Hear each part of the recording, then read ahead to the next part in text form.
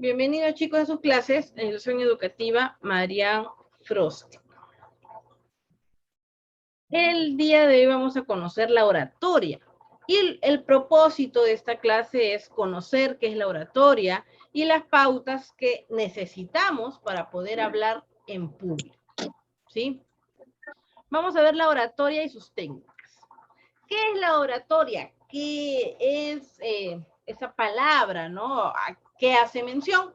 Pues la oratoria es el arte de poder hablar con elocuencia, es decir, hablar con propiedad, sin utilizar muletillas, explicar excelentemente un tema. Cuando hablamos de la oratoria, el fin de la oratoria, la finalidad, es deleitar con las palabras, es persuadir también. Persuadir quiere decir que nos hagan por allí cambiar de opinión y poder conmover.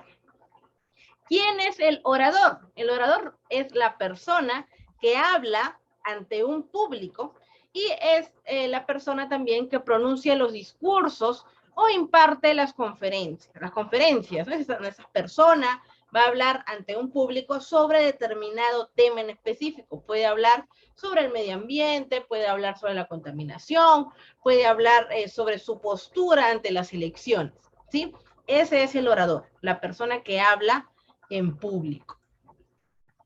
¿Cómo tiene que ser un buen orador? Esta persona, este buen orador, es aquel que va a informar bien, no va a mentir, va a usar siempre la verdad para informarnos, darnos a conocer algo. Va a argumentar, es decir, si él va a hablar sobre el medio ambiente, va a decir argumentos, es decir, va a dar unas ideas que sean sólidas, que sean veraces. Él también va a hacer presente las fuentes que él va a utilizar. Por ejemplo, si él va a hablar sobre el medio ambiente, él puede decir, ¿no? El medio ambiente significa la interacción entre los seres vivos y los seres inertes. La fuente o quien lo dijo ha sido el Minedu en el año 2015. ¿Sí? Va a hacer presente las fuentes que él utiliza al momento de poder dar estas ideas. Y el orador también transmite credibilidad, es decir, transmite aquí una elocuencia, transmite aquí una veracidad que las personas, el público que lo va a poder escuchar, que lo va a oír, va a creer en lo que él dice. ¿Cómo es un mal orador? Es aquella persona que miente, que no habla con la verdad, que manipula, ¿no? Que nos quiere hacer cambiar de opinión, pero de una manera inadecuada, y que, por ejemplo, habla un día, dice algo, dice no, luego al siguiente día le preguntan, dice sí. Aquí vamos a ver que es un mal orador. Y cuando él habla, pues no expresa mucho lo que él piensa. ¿Sí? Tenemos que recordar que estamos practicando el valor de la tolerancia y tenemos también que respetar el punto de vista de las demás personas. ¿Cuáles son las ventajas de la oratoria? ¿Por qué es importante la oratoria, el saber hablar con elocuencia ante un público? Pues su ventaja es que aumenta nuestra autoestima. Recordemos que la autoestima es el amor propio que tenemos en nosotros mismos. Si yo hablo bien, si utilizo bien las palabras, si me expreso de manera coherente, pues mi autoestima va a crecer. Tenemos que ser verdaderos. Ajá, hay que ser verdaderos. Ajá, excelente. También va a potenciar nuestro liderazgo, ¿no? Recordemos que una persona líder, por ejemplo, el alcalde de San Martín de Porres tiene que ser una persona líder. Cuando se dirija él ante el serenazgo, ¿no? Tiene que hablar con elocuencia, tiene que hablar con la verdad, tiene que ser firme. Imagínense que el alcalde va a hablar al serenazgo o al grupo de doctores de cierto hospital y pues se agarra mucho las manos, usa muletillas, se toca la cara, ¿no? No va a haber aquí, no se va a notar el liderazgo de esta persona. Potencia la memoria también, porque para exponer, para poder hablar ante un público, ante ciertas personas, tenemos que repasar, ¿no? Tenemos que leer nuestro tema. Y lo ideal cuando expongamos no es aprendernos de memoria, ¿no? Lo que vamos a decir, sino poder exponer, poder hablar sobre lo que hemos entendido sobre cierto tema. ¿Qué hay que dejar fuera del auditorio? El auditorio es el lugar donde el orador, donde esta persona hace su exposición, hace su conferencia, hace su ponencia. ¿Qué es lo que tengo que dejar afuera?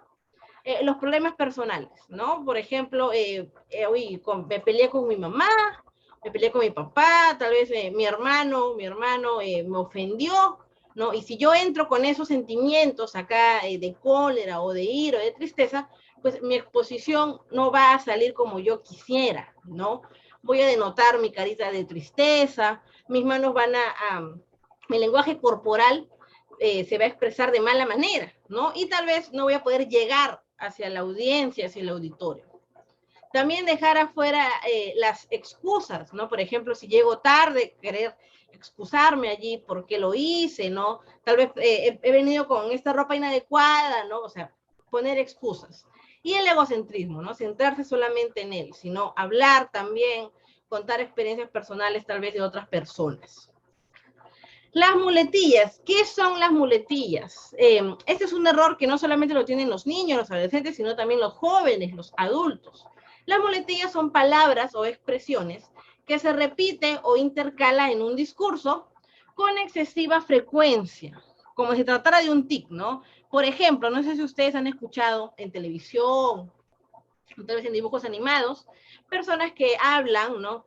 Sí, es que este y el por este y este, ¿no? Repiten estas palabras.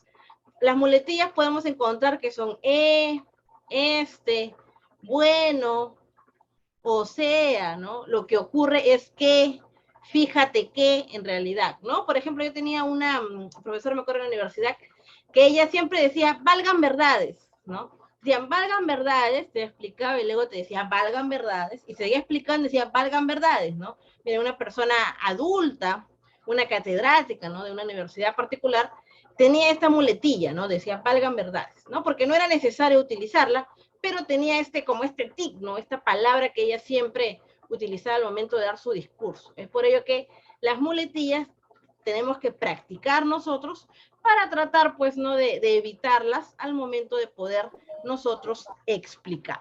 ¿Sí, chicos? Muy bien. ¿Alguna